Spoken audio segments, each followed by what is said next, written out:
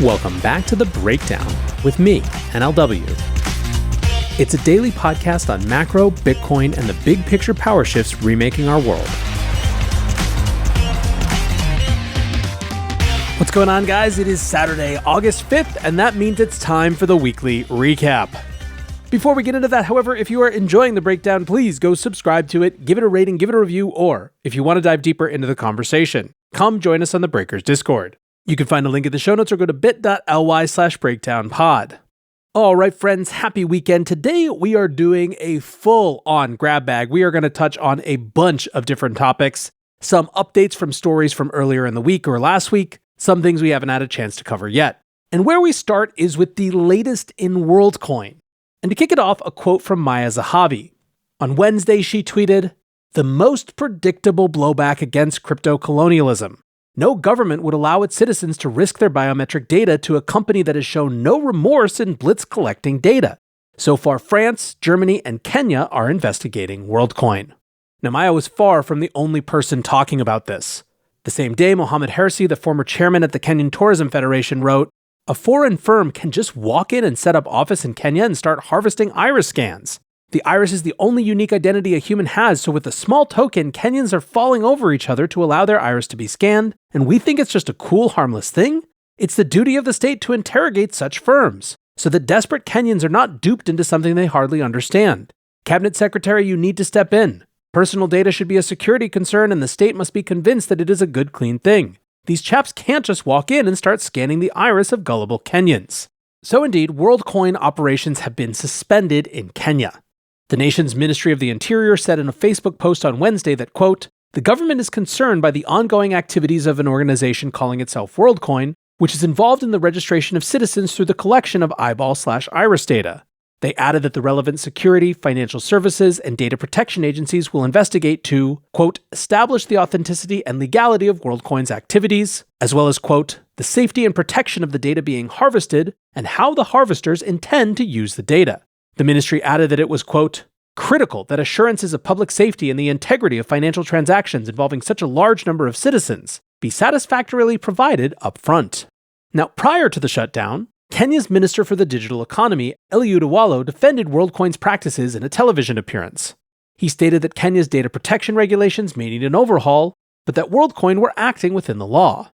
Of course, since the very early days of Worldcoin, before the formal launch, critics had raised concerns that the project would be taking advantage of citizens in Africa and across the global south. Kenya has been one of the largest markets for signups. In December, Worldcoin boasted that over 250,000 people in the capital of Nairobi had handed over their eyeball scans to one of the 45 orbs in the city. At launch, Worldcoin claimed to have 2 million users, primarily made up of residents of the global south. Alfred Mutua, the Kenyan Secretary for Foreign and Diaspora Affairs, said, "Let us all support the stoppage of Kenyans being used and guinea pigs and their data being harvested. Being paid is important, but you have to ask yourself why your eyes are being scanned and the information gathered. What does it mean and what will it mean to you and your offspring?" Now, outside of Kenya, several European regulators have also opened investigations into Worldcoin, primarily on data privacy grounds. Last week, the UK's Information Commission's Office, which regulates personal data, said that it would be making further inquiries into the project but had not yet opened an investigation. It noted that organizations, quote, "need to have a clear lawful basis to process personal data. Where they are relying on consent, this needs to be freely given and capable of being withdrawn without detriment." Worldcoin, for their part, have claimed to be fully compliant within the European General Data Protection Regulation. Now, although investigations into Worldcoin are more widespread, Kenya is the first nation to take the step of shutting down operations within their borders.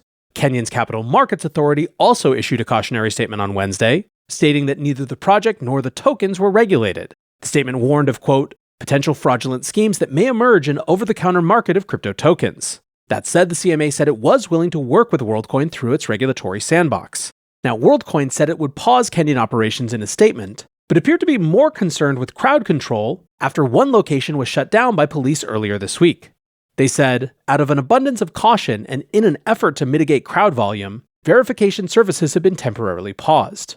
During the pause, the team will develop an onboarding program that encompasses more robust crowd control measures and work with local officials to increase understanding of the privacy measures and commitments Worldcoin implements, not only in Kenya, but everywhere."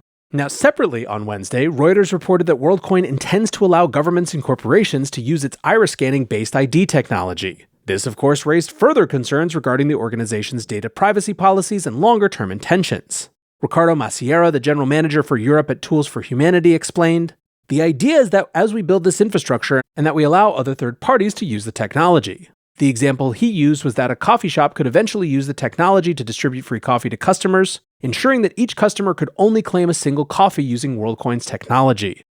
Boy, gotta tell you guys, it is very hard to keep up the normal level of breakdown objectivity when it comes to this. Not because of any big belief that anyone who's at Worldcoin believes anything other than exactly what they're saying, but more because the combination of biometrics and around and find out thinking just seems really, really dangerous. Moving on to our next topic. Coinbase announced a strong earnings beat for the second quarter. The company exceeded analyst revenue estimates by 12.7%. Now, of course, revenue contracted for the quarter, falling by about 18% compared to Q1, but estimates had called for a 22% collapse in revenue. Losses were also significantly less bad than expected, coming in at 42 cents per share, compared to analyst estimates of 76 cents per share. This is the sixth straight loss-making quarter for Coinbase. However, the company appears to have stemmed the worst of the bleeding. During the second quarter of last year, for example, Coinbase chalked up a loss of almost $5 per share.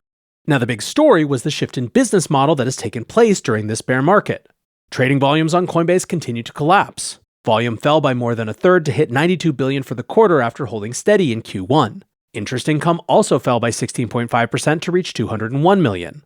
This line item is primarily driven by earnings from an interest-sharing agreement on USDC stablecoin holdings, which brought in $151 million for the quarter. However, revenue from blockchain staking services increased by 18% for the quarter and now stands at $87.6 million. Quarterly staking-related revenue has increased by almost 30% compared to last year. In fact, for the first time, Coinbase brought in more revenue from subscriptions and services than it did from trading fees. That means that in aggregate, staking services, custodial fees, earned interest, and subscriptions made a larger contribution to the bottom line than the exchange. There's also the potential for a major tailwind to hit the relatively small custodian arm of the business, should BlackRock be successful in its ETF application. Remember, Coinbase will be custodying all of the Bitcoin held on behalf of the BlackRock ETF. CEO Brian Armstrong heralded the quarter as a success, but foreshadowed that there was still more work to do, stating that Q2 was a strong quarter for Coinbase as we executed well and showed resilience in a challenging environment. We've cut costs, are operating efficiently, and remain well-positioned to build the future of the crypto economy and help drive regulatory clarity. Coinbase shares were up over 10% in aftermarket trading following the release of earnings. Continuing on to a super weird one, Zach Guzman, the founder of Coinage Media, writes, "I don't think I've seen this before. The New York Times just submitted a letter to the court in Sam Bankman-Fried's case about why he was fined to share Caroline Ellison's diary entries with them and why the judge shouldn't revoke bail and detain him now." So, what's going on is that the New York Times has submitted a filing in SBF's criminal case, arguing that the court should defend First Amendment rights related to free speech. You will undoubtedly remember that Sam recently came under fire after leaking parts of Caroline Ellison's journal to the newspaper as part of a story. Ellison was, of course, the Alameda Research CEO at the time of the FTX collapse, and is a material witness in the case. Following that, prosecutors had asked for Sam's bail to be revoked, and for the court to issue a gag order, thus preventing him from making public statements or communicating with journalists about the case. Their concern was that Sam had been attempting to intimidate Caroline by releasing her private writings to journalists, and would be likely to make further attempts to manipulate public opinion via the media as his trial date approached. Despite those specific concerns, the judge issued a broad gag order, rather than one that restricted Sam's communication only in relation to interfering with the trial. This is what provoked the response from the New York Times. After the gag order was issued last week, they wrote a letter to the judge addressing freedom of the press issues. They argued that the public had a right to know details in the case, and should not be restricted by the court without due consideration of free speech issues. Their letter claimed that the gag order, quote, overlooks the public's legitimate interest, independent of this prosecution, in Ms. Ellison and her activities at the cryptocurrency trading firm. Quote, she has confessed to being a central participant in a financial scheme that defrauded investors of billions of dollars, a scheme that was not detected by government regulators and law enforcement agencies until the public's money had disappeared. It is not surprising that the public wants to know more about who she is and what she did, and that news organizations would seek to provide to the public timely, pertinent, and fairly reported information about her. However, in a filing late on Thursday, the DOJ reiterated their position that Sam had gone way beyond making, quote, fair comment in releasing Caroline's journal to the press. They stated that, quote, The record here establishes that the defendant went beyond benignly exercising a constitutional right to speak to the press. He took covert steps intended to improperly discredit a trial witness and taint the jury pool. Prosecutors pointed out that SBF had created a, quote, media atmosphere that amplified Ellison's prominence prior to her testimony. They said, quote, "What is clear, regardless of whether the defendant was the first source for stories regarding Ellison, is that the defendant, rather than deny his guilt as he correctly now says it is his right to do, shared materials with the press obviously designed to intimidate, harass, and embarrass someone he knows is slated to testify against him, and provoke an emotional response and color a potential juror's view of that witness."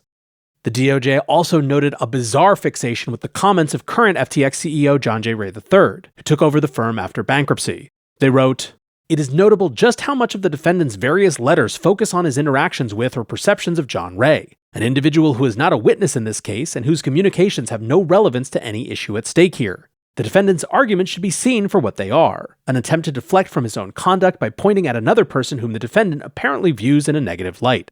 The judge is expected to make a decision on whether Sam should be jailed until his trial shortly, but may call parties back into court for an additional hearing on the matter prior to making that decision." Coinbase Chief Legal Officer Paul Grewal wrote, "In all the years of bail revocation hearings I did, never did anyone or any organization claim a First Amendment right to facilitate witness intimidation. And for good reason. That's not how the First Amendment works." Autism Capital summed up, "So basically, as we understand it, the NYT have had an open line with Sam Bankman-Fried this whole time, convinced him in his mania and desperation to give them dirt on Caroline. It backfires on Sam and potentially will land him in jail before his trial. The NYT shits their pants and immediately goes to bat for SBF, not because they feel bad, but because they don't want to scare off their pipeline of juicy leads from other suckers. And now they have to deal with the backlash of the optics of defending SBF. Chef's kiss." I don't know, man. It seems pretty hard to me to be in the New York Times seat here and actually trying to defend this. Especially as the prosecution revealed that there had been something like over 100 calls between Sam and New York Times reporters. As the prosecution said, that's not just Sam making comment to the effect that he's not guilty. That's an intentional strategy carried out by press, with the press's complicity because they get a juicy story. Now, certainly the New York Times is well within its rights to take advantage of a defendant who wants to talk that much. But the idea that that somehow justifies leaking someone's personal journal and trying to pass it off as an essential and material to the case is just ridiculous. Speaking of ridiculous, lastly today, Ilya Dutch Lichtenstein and his wife Heather Roselkan Morgan entered guilty pleas on Thursday in relation to the 2016 Bitfinex hack. Lichtenstein pled guilty to one charge of conspiracy to commit money laundering, and in admitting to the prosecution's facts in the case, identified himself as the Bitfinex hacker for the first time. Lichtenstein had only been charged in relation to the money laundering, not the hack itself, leading some to speculate whether there was an additional unknown person that carried out the hack. Prosecutors said, Lichtenstein used a number of advanced hacking tools and techniques to gain access to Bitfinex's network. Once inside their system, Lichtenstein fraudulently authorized more than 2,000 transactions, in which 119,754 Bitcoin was transferred from Bitfinex to a cryptocurrency wallet in Lichtenstein's control. He then took steps to cover his tracks by going back into Bitfinex's network and deleting access credentials and other log files that may have given him away to law enforcement. Following the hack, Lichtenstein enlisted the help of his wife, Morgan, in laundering the stolen funds. The stash of nearly 120,000 Bitcoin was worth around $70 million at the time of the hack, but swelled to a value of over $4.5 billion over the years since. This made the Bitfinex seizure the largest ever recovery of stolen cryptocurrency when law enforcement arrested the pair in February of this year. 94,000 Bitcoin are known to be recovered from the heist. Lichtenstein faces a maximum sentence of 20 years in prison, but his assistance in recovering additional funds since his arrest could mitigate that penalty substantially. Now Lichtenstein's wife, Heather, aka Roselkan, an amateur rapper, also pled guilty to charges of conspiracy to commit money laundering and defrauding the US government. The self-proclaimed crocodile of Wall Street faces a maximum sentence of 5 years in prison for her role in the crime.